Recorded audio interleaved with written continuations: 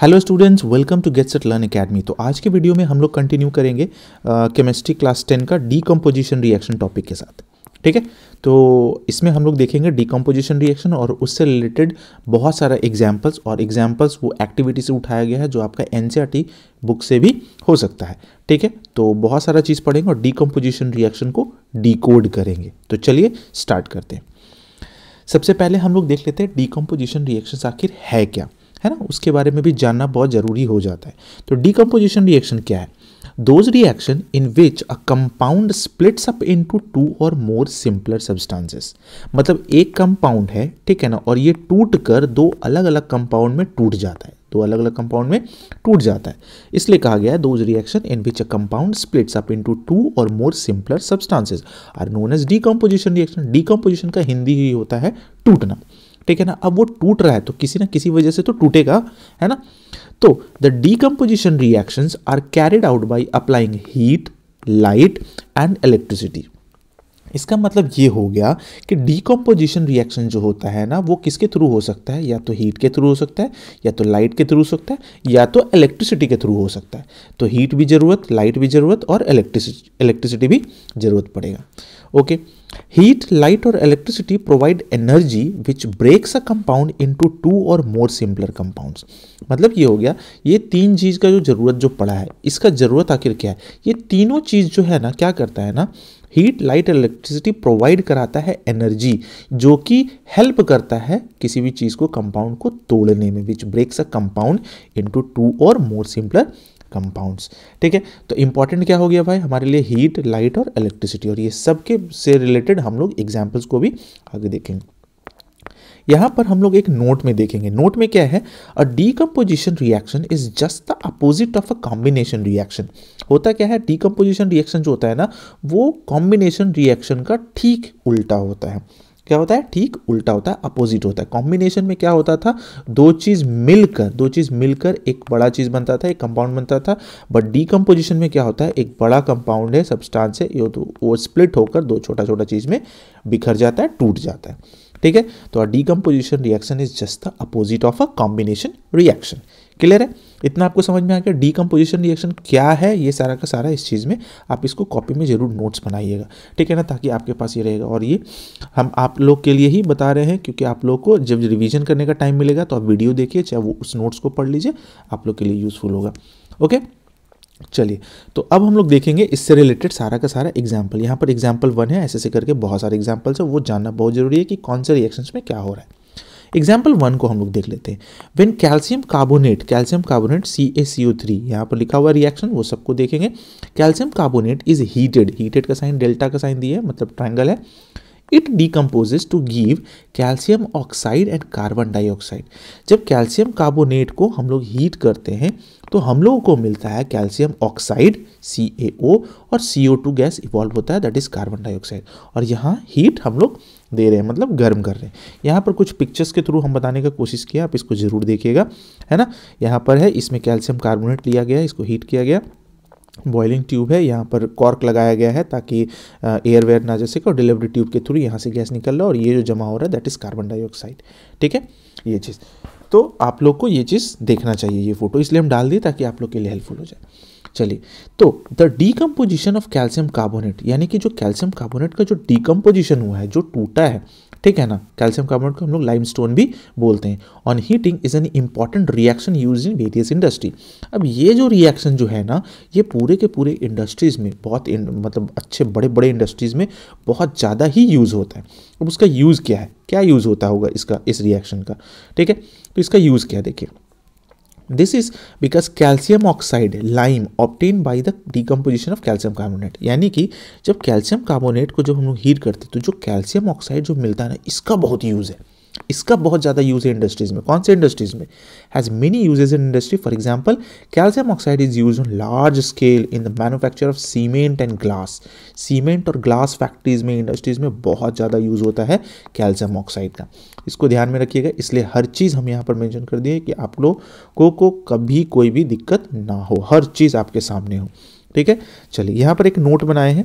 When a decomposition reaction is carried out by heating it is called thermal decomposition. इसको जरूर लिख लीजिएगा side में, है ना। यानी कि वैसा डिकम्पोजिशन रिएक्शन जो हीट के थ्रू हो रहा है, जिसमें हीट देना पड़ रहा है, गर्म करना पड़ रहा है, उसको हम लोग बोलेंगे थर्मल डिकम्पोजिशन। क्या बोलेंगे? Thermal decomposition. थर्मल का मतलब हीट ही होता है, तो थर्मल डिकम्पोजिशन। क्लियर है? आपको समझ में आ रहा है? ये एग्जाम्पल 1 था, इसमें हम लोग डिकम्पोजिशन के बारे में देख लिए। चलिए अब एग्जाम्पल 2 देख लेते हैं। एग्जाम्पल 2 क्या है ना? Potassium chlorate that is KClO3। ठीक है, यहाँ पर इक्वेशन भी लिखा हुआ है, छोटा सा लिखा हुआ है। Potassium chlorate is heated in the presence of manganese dioxide a catalyst. अब देखिए यहाँ पर एक आया कैटलिस्ट। कैटलिस्ट का मतलब होता है उत्प्रेरक। उत्प्रेरक मतलब क्या?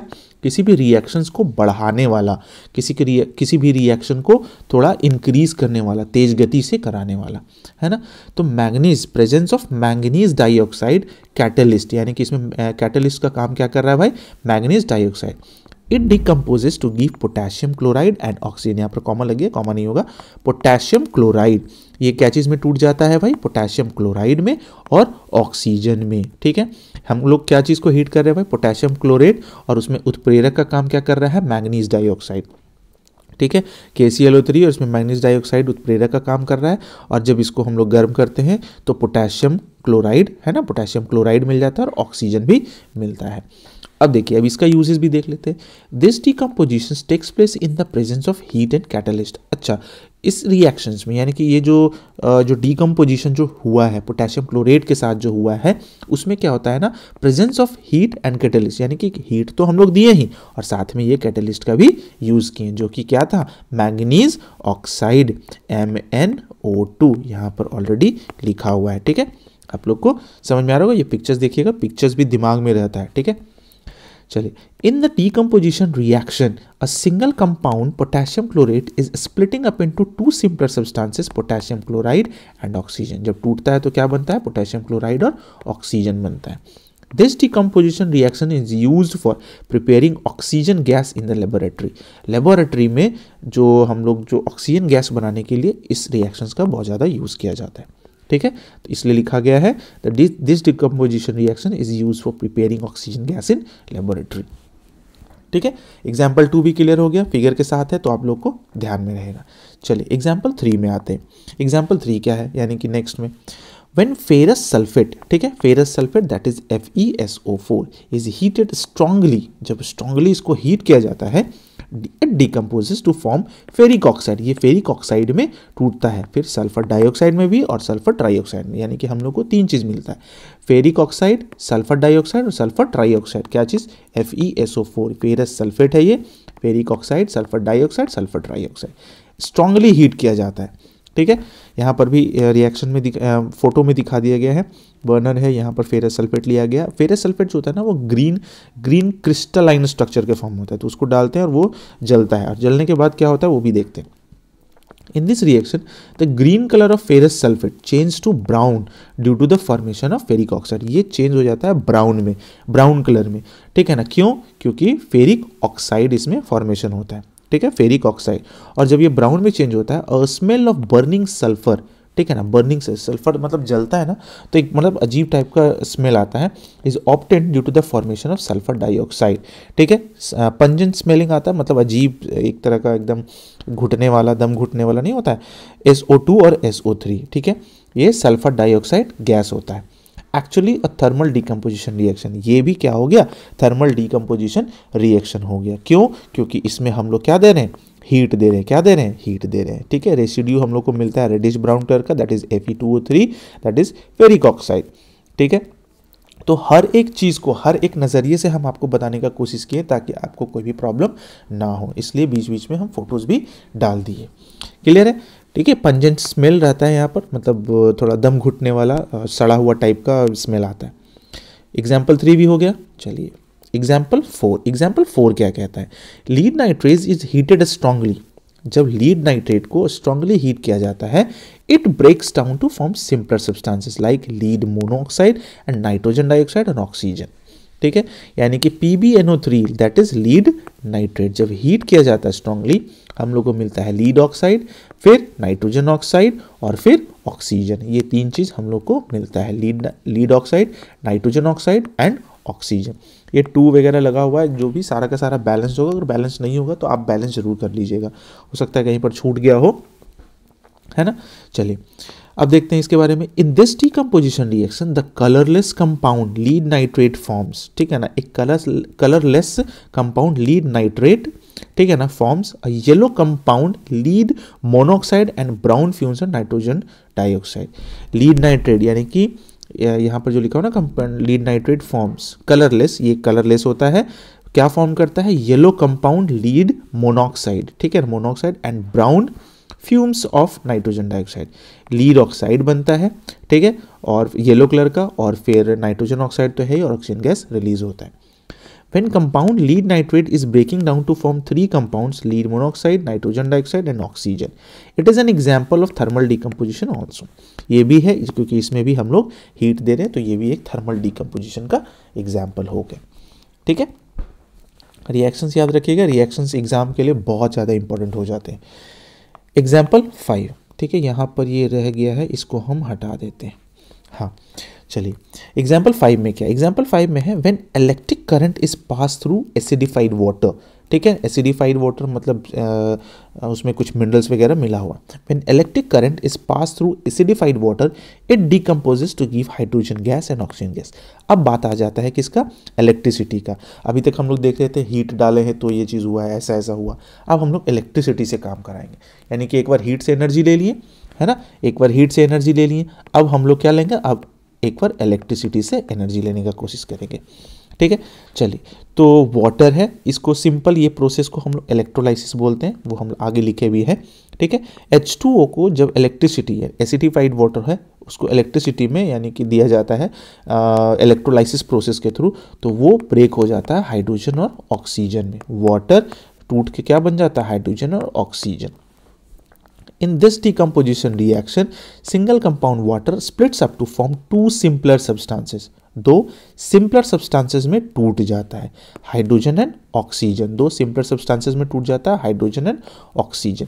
यहाँ पर बना हुआ है, देख लीजिए, ठीक है ना, एक तरफ ऑक्सीजन बबल, यहाँ पर ऑक्सीजन गैस जमा हो रहा है, और एक तरफ हाइड्रोजन गैस जमा हो रहा है। और ये इससे रिलेटेड क्वेश्चन भी है आपका एनसीईआरटी में कि क्यों ऐसा होता है कि ऑक्सीजन गैस से ठीक डबल होता है हाइड्रोजन गैस, ठीक है, ऑक्सीजन गैस से ठीक डबल होता है हाइड्रोजन गैस। तो वो सिंपल सी बात है भाई, जब हम लोग उसको बैलेंस करते हैं तो हम लोग को डबल हाइड्रोजन मिलता है और ऑक्सीजन सिंगल फॉर्म में मिलता है, ठीक है, O2 के फॉर्म में एग्जिस्ट करता है ना, वो शेयरिंग वेयरिंग वाला हिसाब है।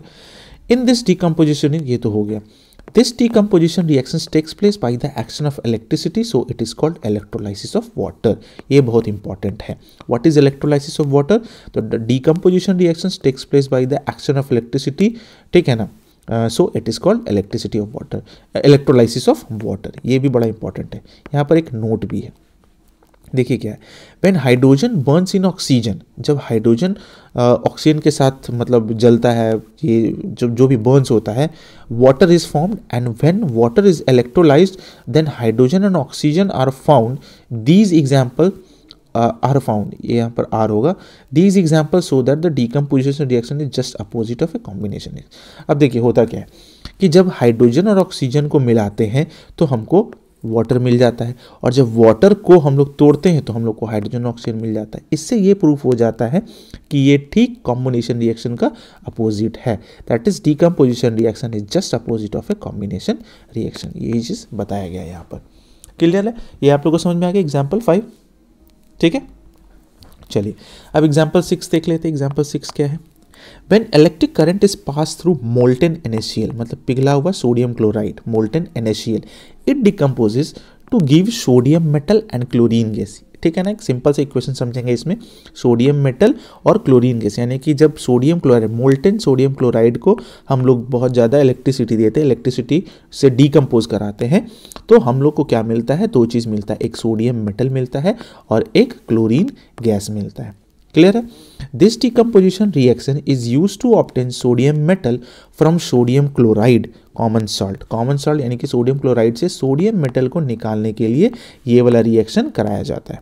It is called electrolysis of molten NaCl। इसको हम लोग बोलते हैं electrolysis of molten NaCl। NaCl electricity का प्रेजेंस में सोडियम और क्लोरीन में टूटता है, सोडियम मेटल मिलता है और क्लोरीन गैस हम लोग को मिल जाता है।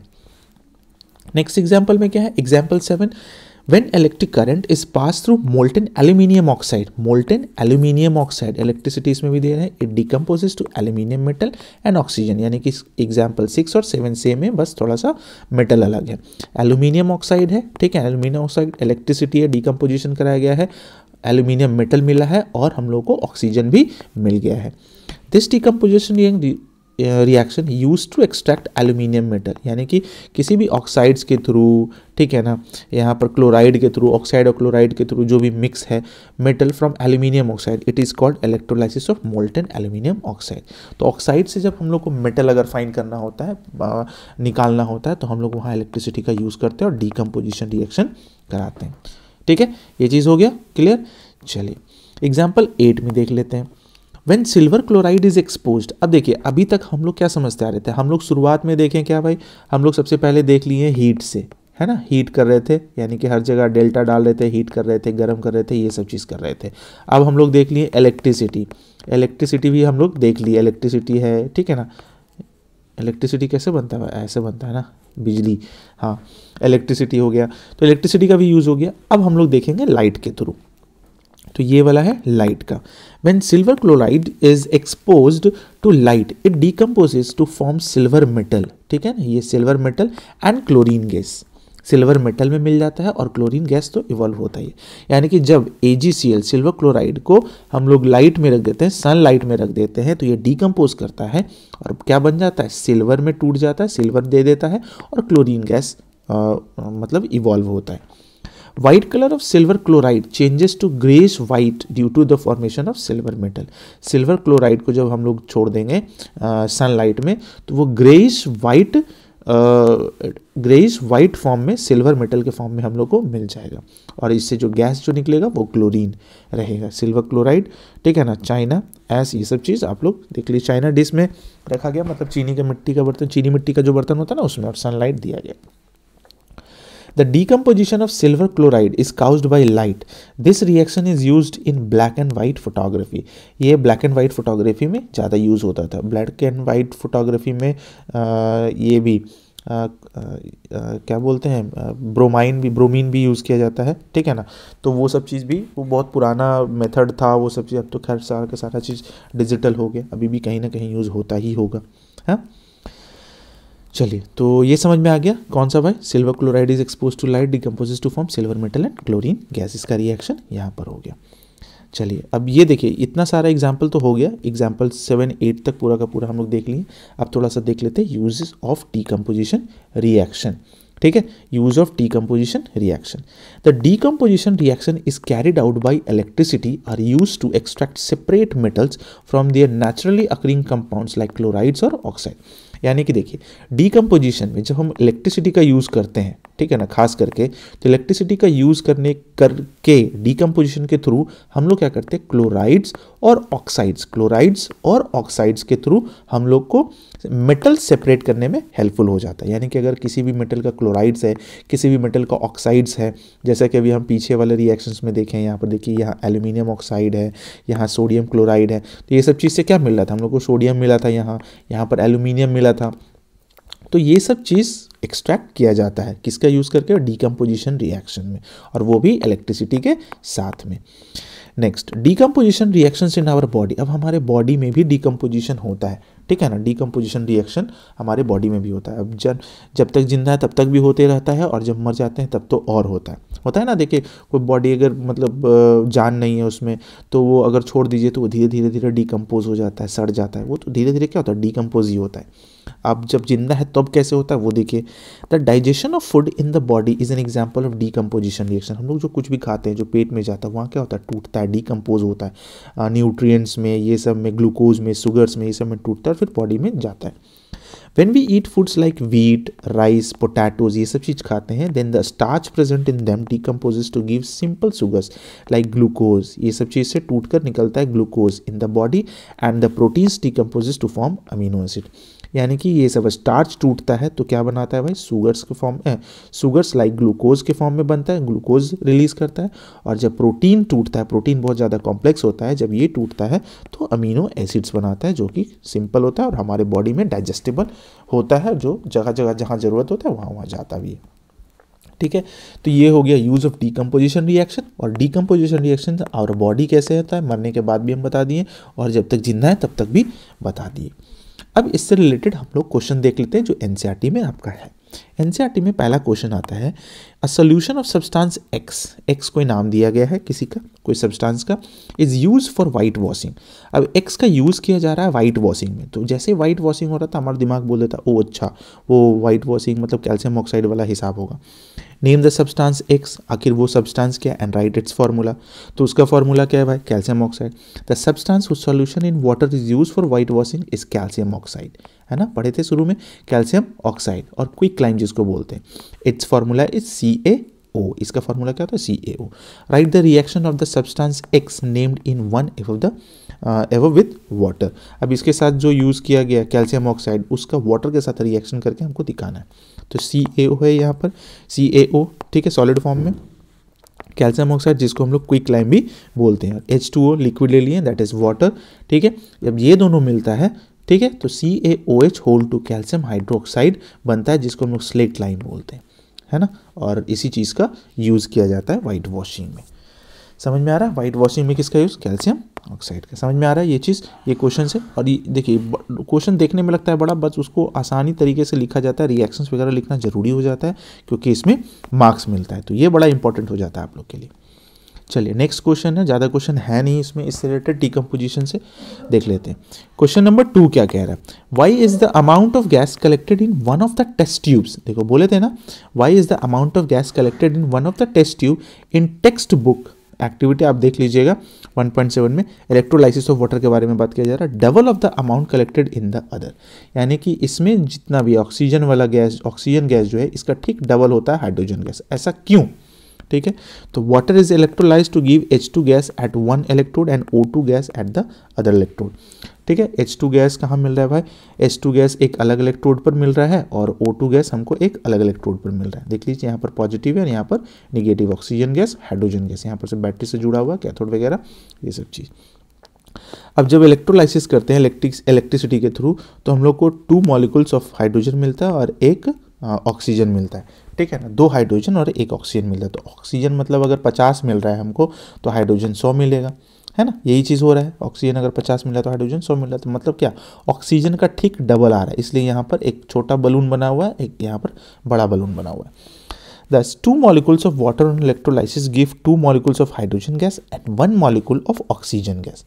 Or in other words, the amount of hydrogen gas collected would be double than that of the oxygen gas. तो यही पूछा जा रहा था, ऐसा क्यों होता है, क्यों, क्योंकि जब 2 molecule of water on electrolysis, जब दो मॉलिक्यूल ऑफ वाटर का इलेक्ट्रोलाइसिस किया जाता है तो हमको 2 मॉलिक्यूल्स ऑफ हाइड्रोजन गैस मिलता है, जो कि 2 है तो इसका मतलब ये बड़ा वाला में जाएगा, and 1 molecule of oxygen gas मिलता है, छोटा वाला में कर जाता है, जिसके वजह से इसका डबल ये हो जाता है। क्लियर, ये समझ में आ गया, ठीक है। तो यहाँ पर होता है डीकम्पोजिशन रिएक्शंस खत्म। ये पूरा का पूरा डिटेल व्यू में हम आपको समझा दिए डीकम्पोजिशन रिएक्शन। अगर आप पढ़ लिए तो आपको डीकम्पोजिशन रिएक्शन एकदम दिमाग से कभी निकलेगा ही नहीं, ठीक है। आप इसको जरूर अच्छे से समझिएगा। अगर आपको स्लो लग रहा हो तो थोड़ा फास्ट फॉरवर्ड में कर लीजिए, बेहतर रहेगा आपके लिए भी, जल्दी से जल्दी कवर कर पाइएगा, ठीक है। चलिए, तो अगर आपको वीडियो पसंद आया होगा तो आप ज़रूर लाइक कीजिएगा, शेयर कीजिएगा और कमेंट भी कीजिएगा, बताइएगा आपको वीडियो कैसा लगा, ठीक है। और अभी तक सब्सक्राइब नहीं किए हुए हैं तो आप ज़रूर सब्सक्राइब कर लीजिएगा, क्योंकि वही सब्सक्राइब और लाइक ही मेरे लिए मोटिवेशन का काम करता है, ठीक है। चलिए, तो मिलते हैं नेक्स्ट वीडियो में नेक्स्ट टॉपिक के साथ। तब तक के लिए thank you so much, take care, bye bye.